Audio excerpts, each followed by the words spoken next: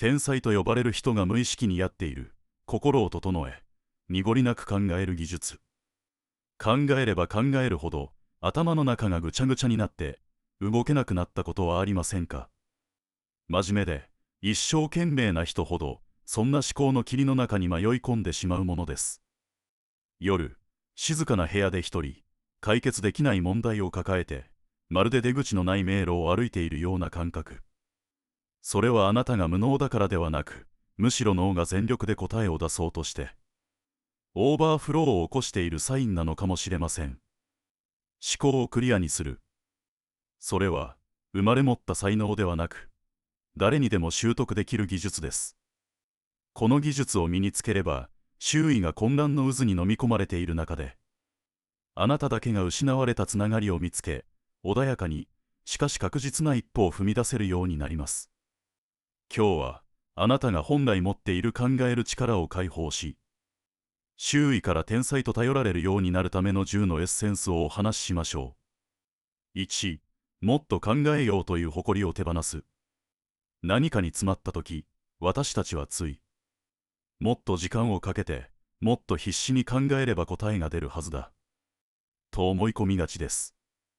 難しい問題に直面したとき、食事中も、お風呂の中でも、寝る直前までそのことを考え続けてしまう。自分の知性への誇りから、考えれば解決できると脳に無理をさせてしまいます。脳の作業机であるワーキングメモリには、限界があります。行き詰まったときは、あえて考えることをやめる勇気を持ってください。それは逃げではなく、脳を休ませ、整理整頓するための大切なプロセスなのです。2、複雑な糸を一本ずつときほぐす。解決できない悩みは、得てして巨大な一つの塊に見えてしまうものです。仕事も人間関係も、全部うまくいかないと、すべてを一度に解決しようとして立ちすくんでしまう。複数の未解決な問題が同時に起きていると、脳は混乱し、何から手をつければいいかわからなくなります。コンピュータサイエンスの関心の分離という考え方のように、まずは問題を個別の要素にバラバラに分解してみましょう。一つ一つは、今のあなたなら簡単に解決できる小さなことかもしれません。3、キャパ不足という言葉で自分を責めない。自分は容量が小さいから、こんなに余裕がないんだ、そう自分を責めていませんか？締め切りや連絡が重なると、自分にはこなす能力がないと落ち込んでしまう。圧倒されている状態は、能力の不足ではなく、単に優先順位がついていないだけです。人生の重荷を感じたときは、それを、もっと激しくトリアージ、優先順位付け、せよ、という信号だと受け取ってください。すべてを完璧にこなすことは、誰にも不可能です。大切なのは、今、一番動かすべき針はどれかを見極めることなのです。4、一番大きなボトルネックを見つける。霧を晴らすために、あちこちを闇雲に叩いても体力を使うだけです。効率を上げようとして、細かい便利グッズやアプリを次々と試すが、結局状況が変わらない。小さな問題に気を取られ、全体を停滞させている本当の原因から目がはぐれています。制約条件の理論が教えるように、これを解決すれば、他のすべてが楽になる。という最大の問題を一つだけ探してみてください。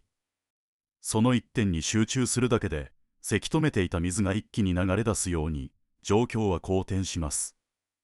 5、心の中の地図を見える化する。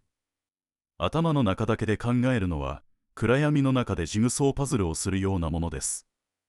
同じ不安や疑問が、頭の中で何度もぐるぐるとループしてしまう。脳は目に見えないものを管理し続けることに、多大なエネルギーを消費します。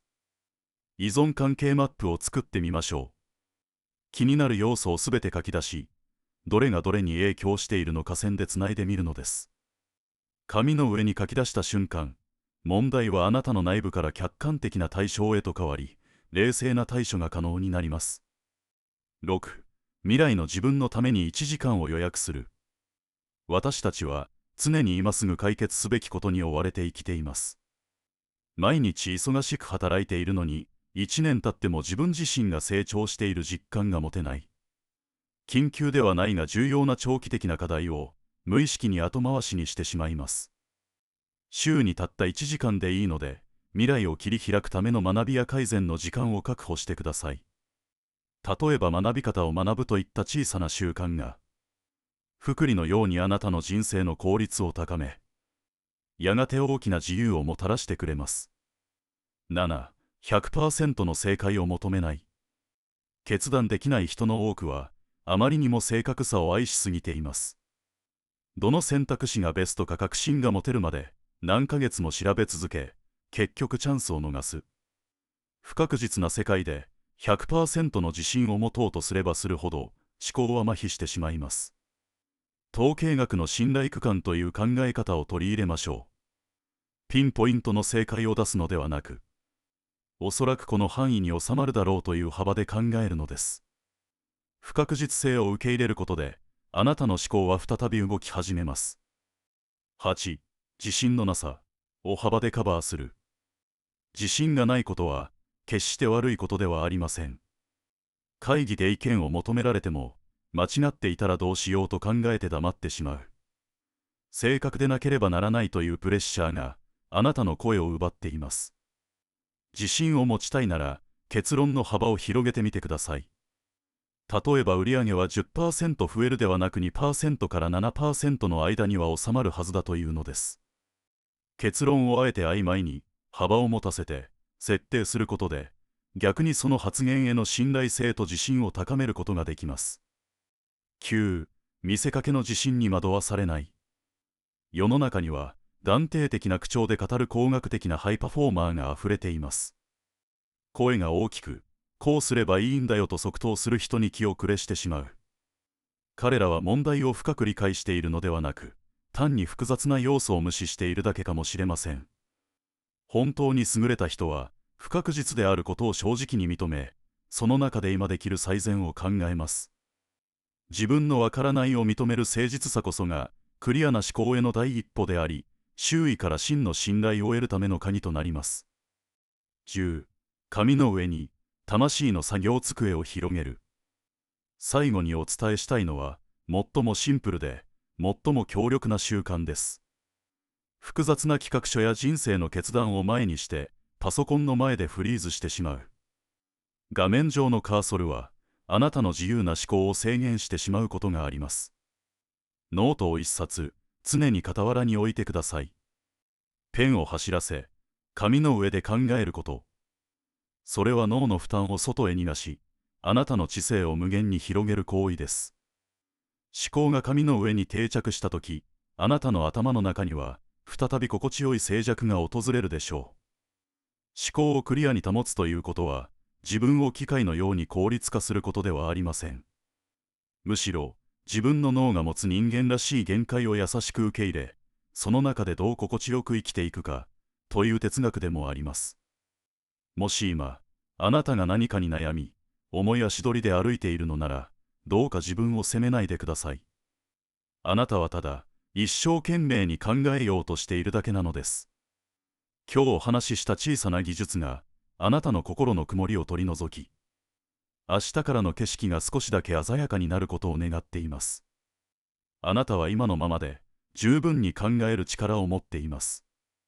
ただ、その力を少しだけ整理してあげるだけでいいのですよ。あなたの毎日が、濁りのない、穏やかな光に満ちたものでありますように。